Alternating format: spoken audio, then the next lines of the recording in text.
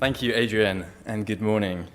So, ladies and gentlemen, it is my absolute pleasure and honour to welcome you to Energy and Mines Australia Summit 2018. So this is the second year that the Energy and Mines series has visited Australia, and it's the second year for Sunshift as the event's in association sponsor. So this year's event is 25% bigger than last year. As you can see, there's no room for round tables anymore. And importantly, this is an event that attracts the miners. This year we have 34 different mining companies in the room. Those mining companies cover the full range, so we have several of the world's largest diversified resources companies, including global giants such as BHP and Rio Tinto, as well as representation of the mid-tier producers and junior miners. And I'd like to welcome a few miners who are new to Energy and Mines Australia. So we have Element 25, St Barbara, Image Resources, and Kirkland Lake Gold. And on the energy side, we have leading IPPs in the room and leading renewable energy solution providers. And to complete the set, we have consultants, lawyers, equipment manufacturers, financiers, media, and federal and state government attendees. And from state government, I would like to welcome the Honourable Bill Johnston, Minister for Mines and Petroleum. So this summit provides a forum for miners to share their unique challenges and requirements with energy companies. There are great sessions ahead of us where we'll hear from mining companies about how they are successfully navigating rising and volatile fuel costs for their remote operations, and how they are managing high electricity prices, power disruptions, and power constraints for their grid-connected mines. And in turn, the summit provides a good platform for energy companies to share their offerings that they have tailored to meet the mining sector's unique challenges and requirements. So these 2 days are also an opportunity to celebrate energy-related progress in the mining sector and share key learnings. So we have a growing body of experience for us to draw upon as a sector.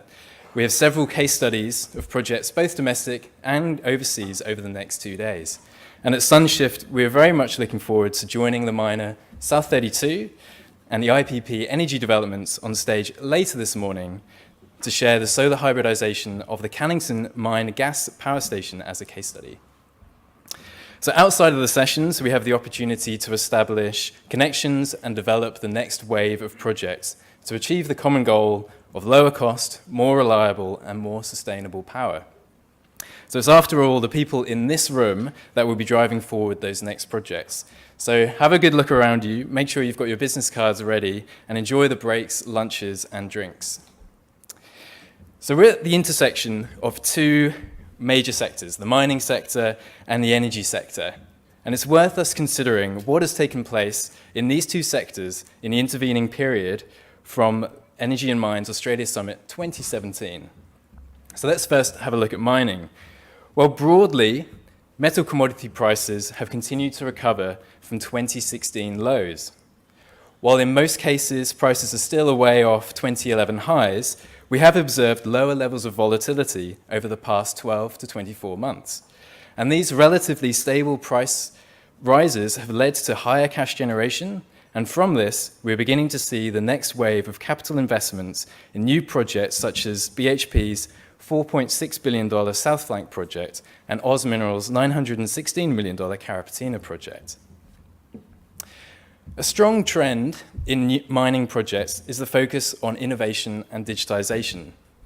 While there are clear operational benefits from the integration of IoT and automation-related technologies, these technologies also contribute to the enhancement of the mining sector's public image.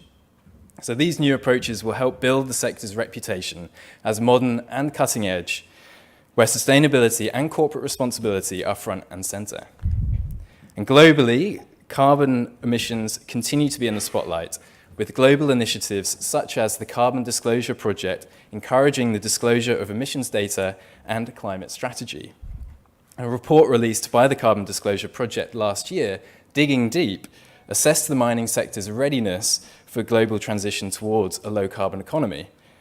The report highlights that while the mining sector is making progress towards emissions reductions, its exposure to regulatory risks, such as carbon pricing, remains high. So in energy, the last 12 months have seen the cost of diesel increase by 27 Australian cents per litre. In the East Coast gas market, delivered wholesale prices continue to fall from their 2015 and 2016 peaks of around 12 Australian dollars per gigajoule, and we are now seeing industrial consumers securing supply for under 10 Australian dollars per gigajoule.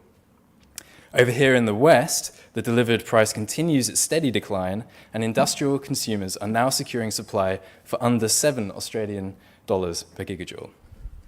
In the grid electricity market, over the past few years, we have seen a sharp increase for consumers of all sizes.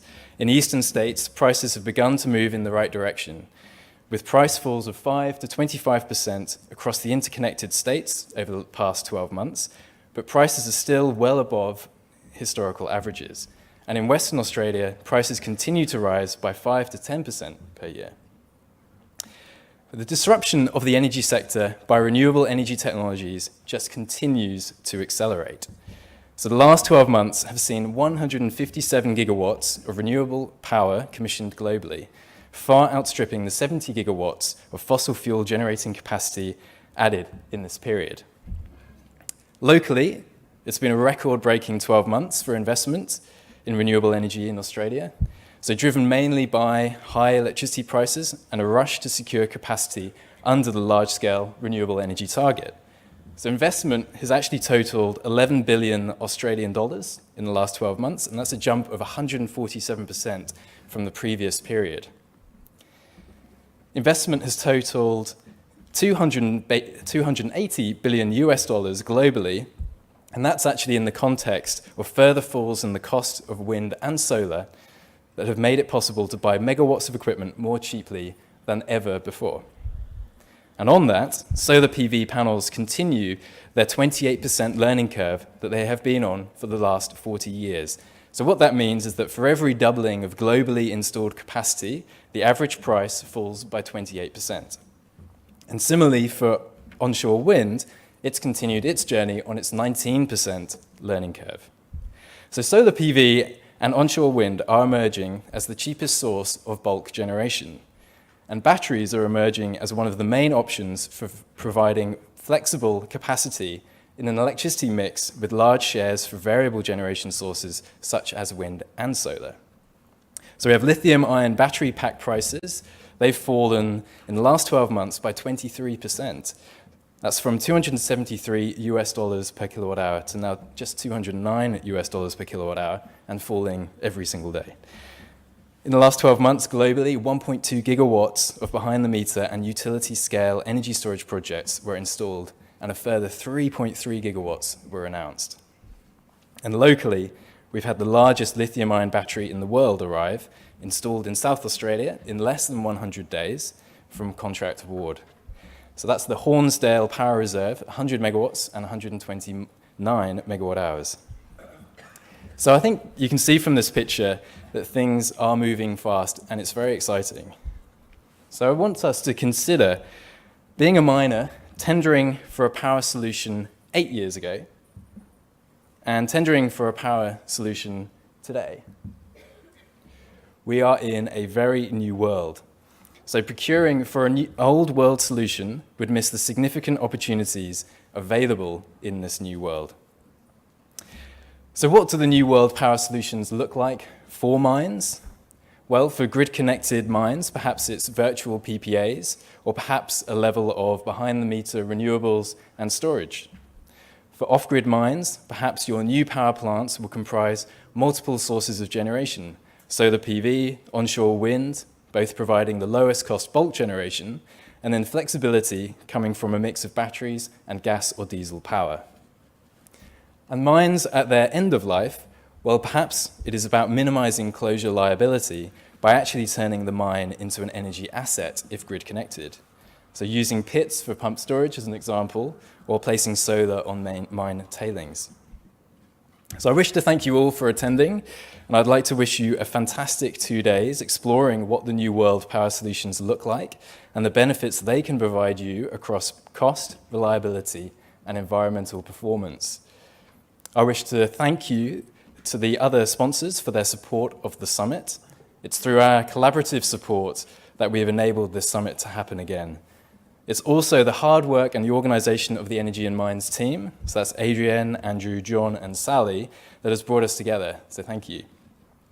So I'll be back on stage later this morning to share insights from Sunshift's project at the Cannington mine in Queensland, but first it's my pleasure to invite to stage the member for Cannington in Western Australia, the Honourable Bill Johnston and Minister for Mines and Petroleum. Thank you.